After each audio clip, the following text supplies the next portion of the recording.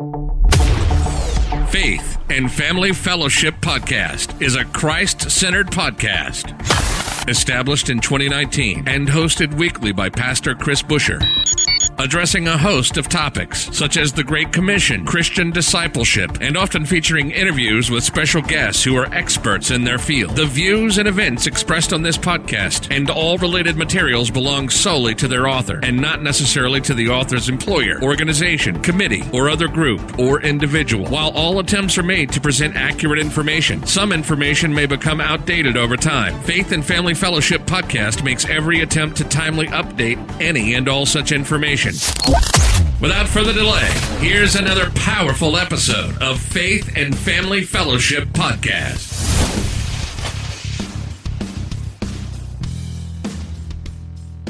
Welcome back to another episode of Faith and Family Fellowship Podcast. Once again, I'm your host, Dallas Monticue, and here in the studio today, we have another amazing guest, Joseph Newcombe. Joseph is calling from Denmark today. How are you, Joseph? I'm good. Thanks, Dallas. Thanks for having me.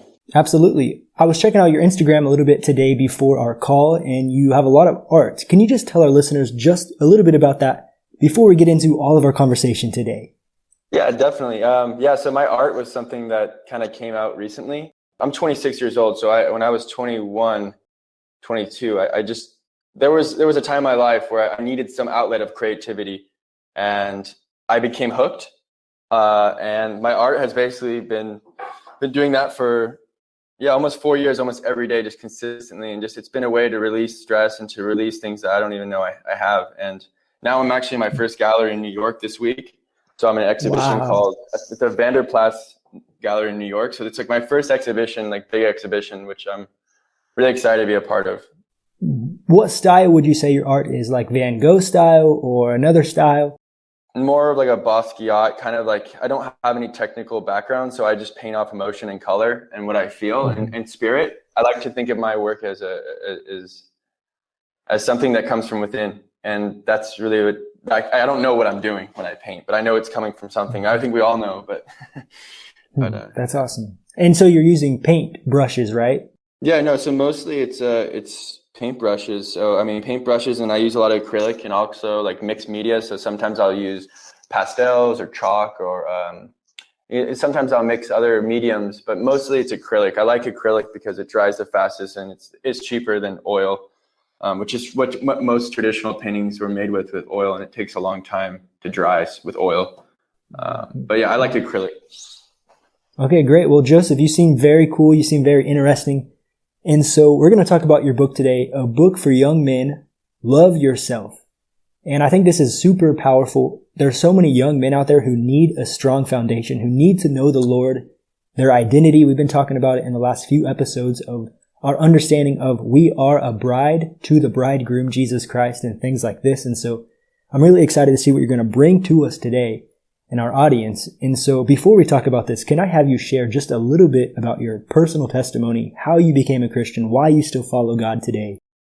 Yeah, of course. Yeah, it's probably not so straightforward like most. Every journey is unique in its own way, but I grew up, I'm from California. I grew up in Huntington Beach, and I can remember an exact day when my life changed, and that was probably when I was 13. Maybe 12, I think I was 13 at a camp. And I just remember that, the classic, surrendering your life type thing to Jesus. And I didn't really know what I was doing at the time, but I just remember sitting in that service and surrendering something and giving up myself. And I just remember I haven't been the same. Like the way I see the world and what I value and like material wise hasn't been the same since that day. That's and from there it's been ups and downs for the last 16 years. Yeah, so it's been I think that day I don't know, something just changed in me when I surrendered and I said like this is I want to follow Christ, and I want to see where this takes me, not really knowing what that meant, but I know it changed something, what my values, my principles. It literally changed the core of who I was. And I still remember it. I was 13 years old, which is crazy when I think back to it. And of course I've been swayed, and of course I've gone down and had disbeliefs, but at the end of the day, there's still something in me that know there's something more. Yeah. you saying that makes me think back to when I was baptized around 13 as well. And then later, like I would say 5 years later or 6 years later, I said to my dad, like, wow, I know so many things now that I didn't know then. I wish I could get baptized again. And just, just like we say in the Christian world. And he's like, well, Dallas, that's the point. You surrender your life to Jesus and then you get to know him more. Like that's the point. And it changed my perspective. Like, wow, you're right. I don't need to get baptized again. What I did was true. It was a true moment in my heart. I made the decision. And now you get to know him more for the rest of your life. And that really stuck with me when I was, 18 years old or so. It really helped. Yeah, that's the cool thing too, is it is like a relationship. It's like wine, it kind of grows and it gets ages, and then the deeper you get, the more, yeah. And it's funny because I would like to consider it as it is a relationship, is what it is. It's ultimately a sacrifice, and I think that the Spirit, once the Spirit's in you, there's something that changes with you and the way you see the world. I think that was just, you can't, if you have this Spirit, there's this Spirit, and you can feel it and people can see it on you. And yeah, absolutely. I don't know where I'm going with that, but Absolutely. I definitely agree. You're listening to the Faith and Family Fellowship Podcast. We'll be right back after this quick word from our sponsors. America has been blessed above the nations of the world and has been a towering figure, the land of opportunity that has attracted and inspired people from around the world to come to its shores, to seek out a better way of life. Yet with all of that blessing that is given to this country, our people have not really understood that it all came from the hand of our great God. America, especially this present generation, does not seem willing to pause and seriously ponder just what it is that this country came to be such a blessing and why it has been given so much. Find your copy of American in Prophecy by Garfield Gregor. Facing challenges in marriage in spite of all your efforts, or looking for a way to enhance your relationship, or preparing for marriage, or just desiring to make your marriage more blissful? Then this book is for you. The Plan of God for Your Marriage by Dr. Ruby Ibekwe. Check this book out at www.drrubynewbook.com. That's www.drrubynewbook.com or amazon.com. And so back to your book here. So what led you into writing a book titled Love Yourself for Young Men? What led into the writing of this? Yeah, so I'll try to keep it short and sweet, but the bottom line is that I wrote a book for myself because I needed to love myself. I was at a point in my life where I was broken. I basically was just on my knees. Basically, I didn't know what the heck I wanted or what I was or who I was. I had lost my identity in a way. And I was 20 years old. And so I've lived in, like I said, I've grown up in California, but I actually studied abroad. I moved to Sweden. And when I moved to Sweden to study and stuff, my values, my principles were completely shaken and tested. And I still struggle with this today. Like even like it's every day I struggle with this, but it's still, there was a point in my life and I was in a relationship with a girl and I was unfaithful and I was just all over the place. I wanted different pieces of different cakes, and I just was broken. And I had been journaling and stuff, but there was just a point in my time where I needed to let something out. But I ultimately wrote the book for myself and for my younger brother Grant, who was at the time, I think he was 16 and probably going through similar stuff and needed some guidance. Like many young men are today. I think there's so many things against young Christian men. We can say media, that's a huge thing against young men, I would say. And so I think it's great that you wrote a book to help yourself, to help your brother, and of course, it helps many, many other people who read it as well. Thank you, yeah. And what would be the biggest thing you think that brings men away from their identity, from their true created identity? I would say themselves. I mean, ultimately, I would say it's their environment too. I think there's some things that if you're in a bad environment, then then you're ultimately going to become you're going to become a product of your environment. But you also have a conscious choice to control your environment. And I think that's, yeah. Mm-hmm. Another thing I see here about your book is that it's written for us to have a relationship, to understand the importance of relationship in a young man's life. And so what would you say, how important are relationships? Can you talk about that for our listeners? Yeah. So, I mean, for me, I guess like to start off with the book, I didn't want to I wrote the book for Christians. I mean, it has a Christian standpoint, but I actually didn't write it. I wrote it for everyone. And that was kind of my point too. I didn't want to scare off anyone. I wanted people to really to look at what is a relationship and how do we value what a real relationship, both with ourselves, but also with the people around us, our parents, our what significant others, whoever it is, your dog. Like those relationships, those environments, that is basically everything that we have. Like that is what is really at the end of the day is most important, because it doesn't matter when you die, when you die, the material that you have really doesn't matter. It's about those connections and those relationships that you've made throughout your journey.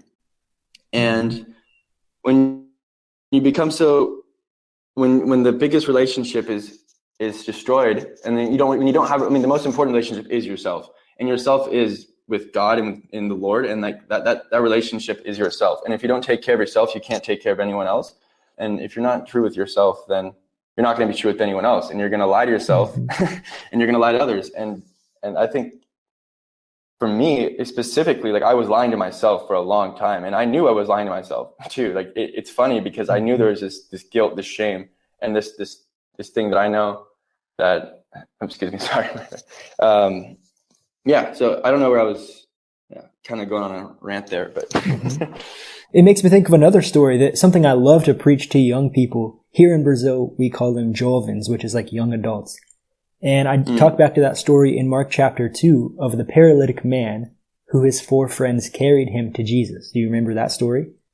Where he was on a cot, he was paralyzed, couldn't walk, and his 4 friends brought him to the city, dropped him through the ceiling to be healed by Jesus. And something I like to preach and to remind young people is that, hey, who are you surrounding yourself around? Like you say, you're a product of your environment.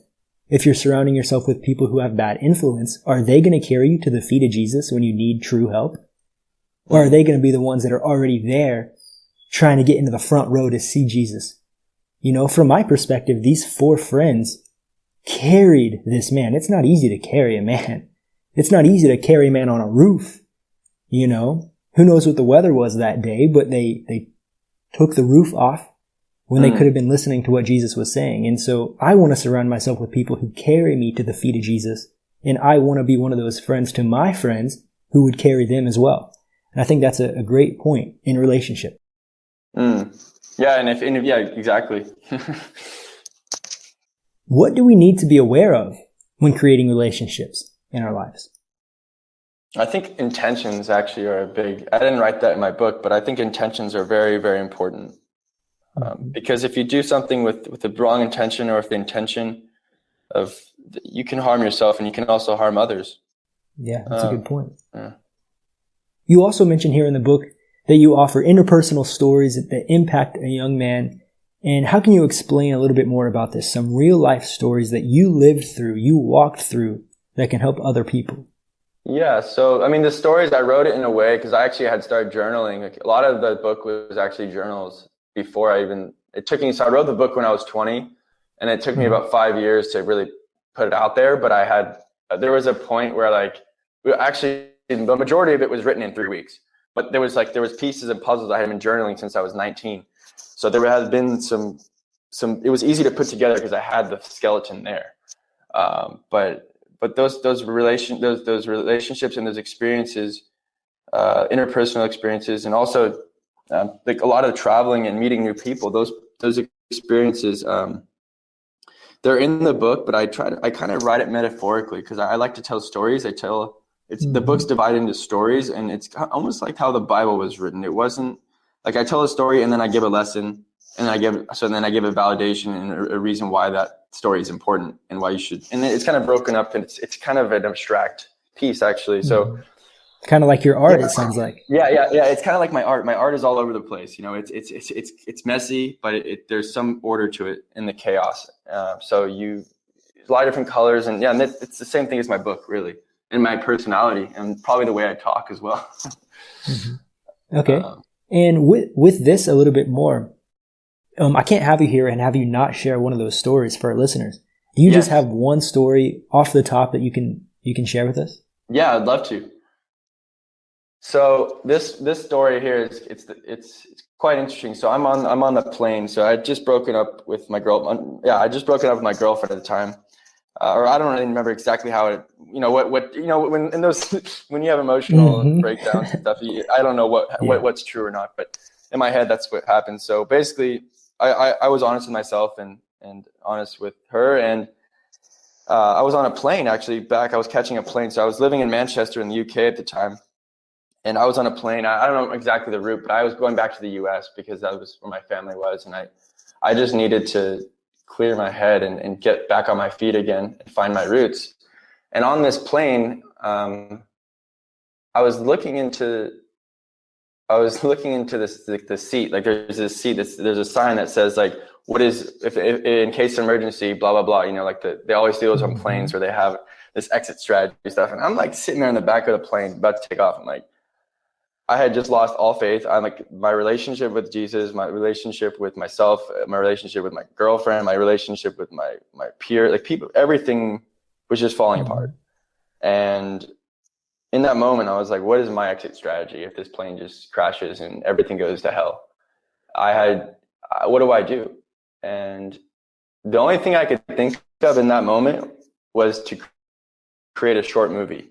Which is so funny. And I'm like, God, if you're real or anything close to being real, you're going to give me a short movie. And so the next day I asked, that was the prayer I said. It was like this all or nothing with God. And the next day I landed back in California and I went to a coffee shop and I met this guy named Steven, and we're really good friends. And he's the one who's inspired me to write the book, actually. But anyways, he comes up to me, he touches my shoulder in Starbucks. And he pats me on the shoulder and he says, like, Joseph, how was church? And that was something like, out of all the people in the world, this guy to come up to me, pat me on the shoulder, and like he sent this like tingly thing. I don't even know what it was, but it was like all of my senses were just like shocked. I was shocked. It was like electrical shock. That's the best way to describe it. And I kind of ignored it. And then like 15 minutes went by, and then he actually came up to me and started talking to me, and basically we became friends. But the next day we met. And we were walking along the beach. Short story short, basically, we just had a great conversation. But he actually had a camera with him, and he was like, "Hey, do you want to shoot a short film?" And I couldn't believe it, because that prayer that I had said just about 24 hours ago had happened, and I was in awe, and I was just broken down. Like all that weight, all that guilt, all of that stress, like it was gone instantly, and I just started crying. I think at that time. That's amazing. A real life story that we can relate to. I think many people can. I had that down, that I call it rock bottom for me, because my life was destroyed in that moment. And I called out to God, if you save me from this hell, from this life of sin, I will serve you. And he did. He picked me up when I was still in my mess. I was in an addiction. I was a drug addict, and God picked me up and saved my life. And he answered that prayer. And I was like, wow, now I got to serve him. And I really made a decision for the rest of my life. I will serve God. And that's been about 5 years ago.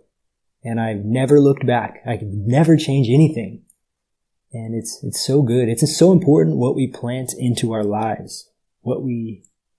I'm so happy for you that you made that decision and you laid it down and you said that desperation prayer. I think God answers desperate prayers. He respects desperate prayers.